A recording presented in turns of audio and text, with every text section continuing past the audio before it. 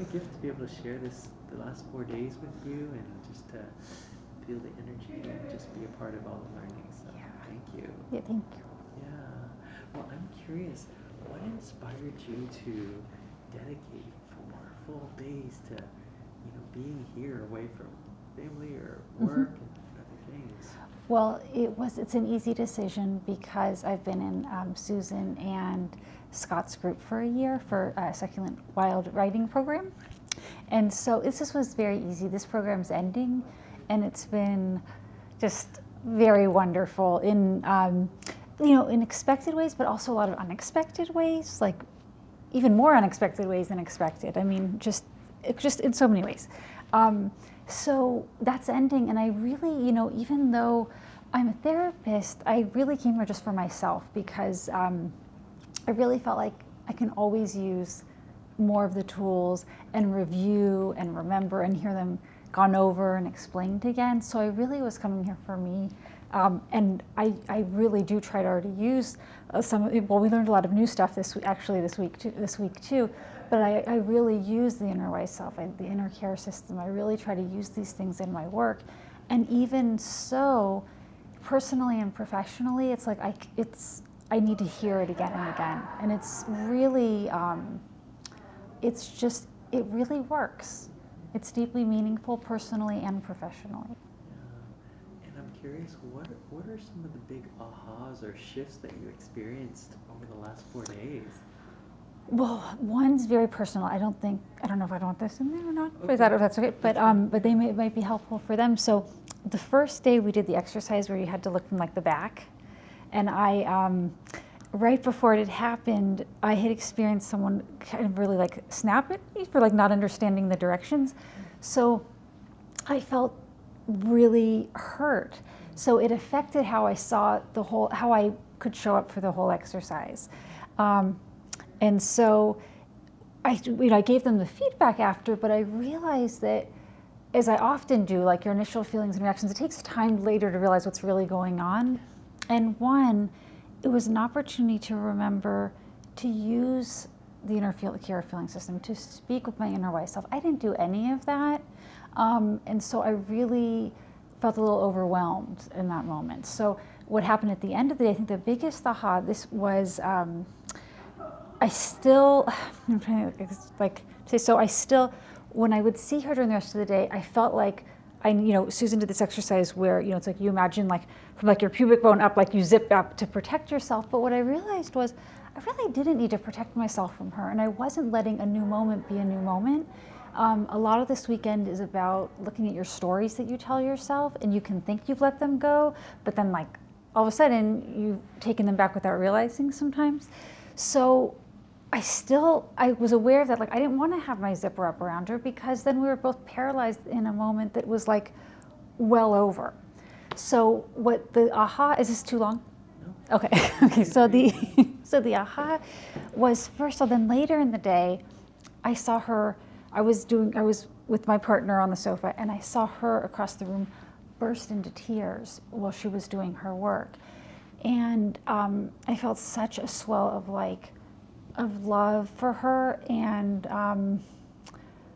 just it was just a reminder too that even when people do hurt you, like my old story is in that moment, like I zip her up so far that I sometimes don't see them anymore. It's like not human, but like I go behind like a fortress instead of just a little being a little bit, a little small flexible guard. So that was really important to all those pieces. And then when I got home that night, I had a long-standing plans with some friends, and I was really thinking all during that time we were all, sitting in the backyard and at one of their homes, and one of them was I could really tell they were in an old story about something. They were leaving today to go home and see family, and so I decided to talk with them about like some of the things that I experienced that day, and the story, just the stories we tell ourselves that become a reality when they don't have to. And so I think it was very helpful to share with them too. These are like some of my closest friends, and so being able to share that work was very meaningful. And it also really made me reevaluate a personal story, a personal decision in my personal life where I have a wall, a guard up that I really don't think I need to anymore. So I just letting like a new day be a new day, a new moment be a new moment. And the work with Susan and Scott is very, it's so deep and it's so playful at the same time. Like as a therapist, our trainings are always very, not always, but they're very heady and like they're just very serious. And so we can do really serious, wonderful work and we can play and we can just we can have it all together. And I love that they go back and forth and both can happen together in a way that's just very wonderful. Susan said, our feelings we're supposed to have, they're supposed to be in motion. That's why they're emotions. And I'm going to put that, I think I'm going to tap that up on my wall again because I forget that too. They're in constant movement, and I love that. How has this particular training or learning experience been different from others that you've participated in or been to? Well, I haven't been to coaching trainings before, but I've been to a lot of trainings as a counselor, and I feel like we learn a lot of actual skills here that can move people really quickly and move ourselves really quickly. There, I guess I won't give any examples right now, but like the inner feelings care system, because we're working on that right now. It's these are tools and skills that we can use. I think as therapists, a lot of times we get a wonderful education in a lot of ways, but I think there's an assumption that change has to happen over like this long-term process when both are true. Change can be instantaneous and it can be something that's gradual and built on over time. So I think the skills piece, but also what I've also gotten out of it is their energy. Together they have this beautiful marriage of their own. And it's just wonderful to be around. I think it's infectious, it's expansive, I feel like internally I leave with so much every day to think about and to feel and grow with. And it's been like that the whole year. So this is just an extension. Yeah. Wonderful. And when you come across someone that's considering attending this Uh-huh. particular event, what would you share with them, and why would you encourage them to explore this Yeah. opportunity? I would say to absolutely do it.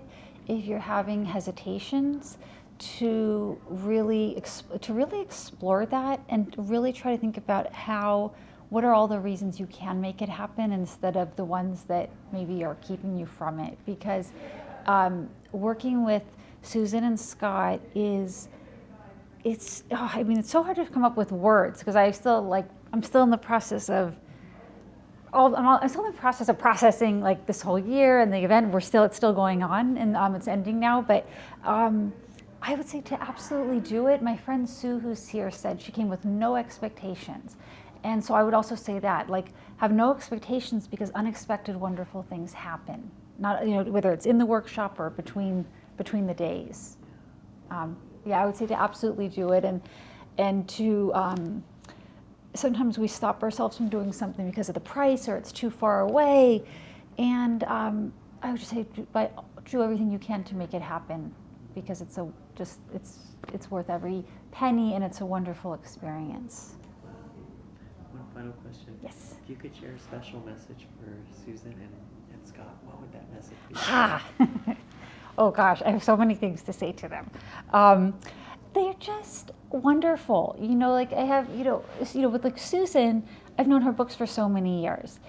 And when I was in college, I wrote this music review column, so I got to meet a lot of musicians that I loved. But sometimes when I'd meet them, sometimes they were really like blunt or very like standoffish. They weren't, I was gonna name one, but I won't. Just like you could leave sort of with like some sadness or disappointment, and it's just been like the opposite experience. So there's first with Susan, it's just been the opposite. I've known her work for 20 years. And then Scott is this equal surprise gift. It's like I joined the writing program because I knew of Sark's books. And then Scott is like this equally just amazing person. He's almost like it makes you think, like, my mom has all these Russian dolls, these like those little sets. I can't remember what they're called. You keep taking these, and I kind of think they're both like that. There's so much there, and there's so much. I'm constantly being surprised and moved and inspired, and and it's been that way with both of them. And it's just on a personal level, in a professional level. It's been amazing. So yeah, I love them, like from deep in my heart in every direction. Yeah. Wow, thank you. Thank you. When I sat back down and you had asked what I wanted to say to them, and I sat down and I thought, it was really important for me to add. Should I talk to the camera or talk to you? Okay. So my dad died March 16th, and I can't remember the exact date that they sent the email out about the program, but I think it was within that same week, because I know I was in Los Angeles still, and my dad he had a difficult relationship with money growing up, and as an adult too.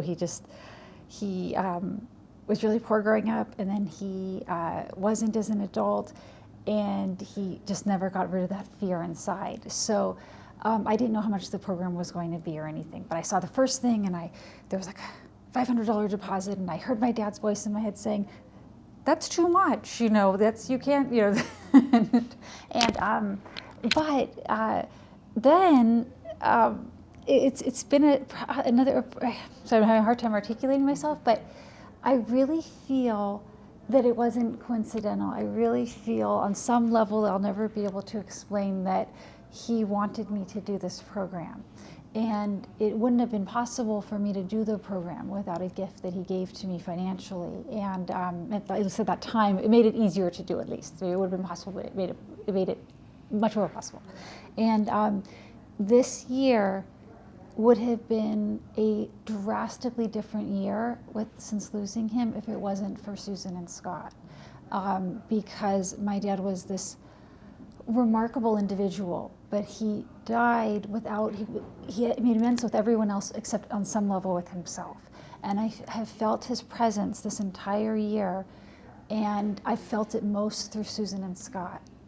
I've really felt like there's certain pieces that, even though we did so much work together, he wasn't able to give to me. And I think he passed with some of that grief.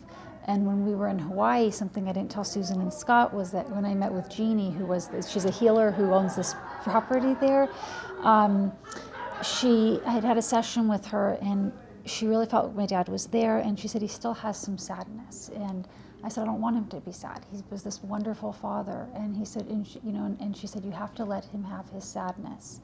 And can I share? Is it okay? I have 3 more minutes because it's a really that was hard for me to hear. But Susan and Scott also have helped me to realize there is so much more than I have any idea. This experience, it would have been a heavy, black, dark, grieving year. And because of them, they have given me a totally different experience of what grief is probably actually meant to be. It's a new beginning. It's not this permanent dark ending. And I don't know that I would have had the experience. And the last thing I wanted to just say that was so important to me to say was on May 19th, the day before my birthday, I was, and I wouldn't have had this experience without them. I would have just been very literal in what happened. But the night before my birthday, I was sitting on my parents' bed. I was visiting my mom in Los Angeles, and we had all gone out for this wonderful dinner, and then it was just her and I in her bedroom. It was a little after 10 p.m., and I was sitting where my dad used to sleep, on his side of the bed, and it's also where he took his last breath in the afternoon. And I was fiddling around on my phone, and I was fiddling around on my phone. My mom was on the right side, and she's like going through some papers, and she likes CNN a lot. And CNN had been on in the background we'd been home for a couple of hours now. And I would hear it in the background. I was, in and out of listening, doing some stuff on my phone. And all of a sudden, one of my dad's 3 favorite songs came on, called You'll Never Walk Alone. Just all of a sudden was there. I look up and I see this movie on the screen. I said, Mom, it's Dad's song. And so we're watching this together, and then it turned out to be the last minute, maybe minute and a half, the last minute of this movie. It's an old musical called Carousel, which was my dad's all-time favorite movie by far. And the movie is about a man who wasn't always very nice in his earthly life, and then he dies, and he's allowed to come back to heaven for one day. And he is allowed for one day. They can't see him, but he can see them. And so I didn't realize the parallels because all of a sudden the credits are rolling down, and we were just thinking, oh, how neat. And I said, Mom, I didn't know Carousel had been on. Did you change the channel? And she said, no, I thought you changed the channel. And then I said, well, we both looked at the remote. I said, where's the remote? And it was like in a V, it was like a foot to a foot and a half between each of us. And my little dog Zeus was like fast out asleep next to me. And so then I said, what channel is this? And so, because it's been on CNN the whole time, so I press a button on the remote to see, and it's on channel 6. And CNN is on channel 38. And so I thought, this is just so strange. And then I started thinking about the parallels. And when I had looked up, this very, very last minute or minute and a half of the movie is right when I had looked up, it's the father, and he's just approaching the daughter, and he's standing looking down at her. And he says, believe, darling, believe. And then he walks over to the mom, and though they can't hear him, he says to her, his wife, he said, I think I always loved you. And then he's motioned from the guy from heaven, like saying, it's time to go, you've got to go. And he walks back into death. And I hadn't even thought about those parallels at the time, that here were me and my mom, and with this father, husband who had been talking to his daughter and wife, and all the parallels. And I think before this last year, I would have just thought, what a neat coincidence. But I knew just deep in my soul it wasn't a coincidence. And I feel and for me it's representative of how much more open I feel as a result of this whole year and experience with them. So I just want to thank them from the bottom of my heart, and it's had an impact on how I've been able to be there for my family, for my siblings, for my mom especially, because I've been able to model grief in something that I think offers a lot more hope and joy, along with the pain and sadness. I've been able to also hold up these other pieces, and it's really because of them. They've just helped me and held me through this whole year, and reconnecting to my writing love. And I think this is all what my dad wanted for me, and I absolutely believe he had a hand. And I feel like he just was wherever he was floating around, he saw Susan and Scott, and he's just brought us all together so I could keep going with my growing and healing experience too. So, yeah. Thank you for sharing. Yeah, I hope that wasn't too long, but I just felt in my heart I wanted to share. So thank you. Thank you.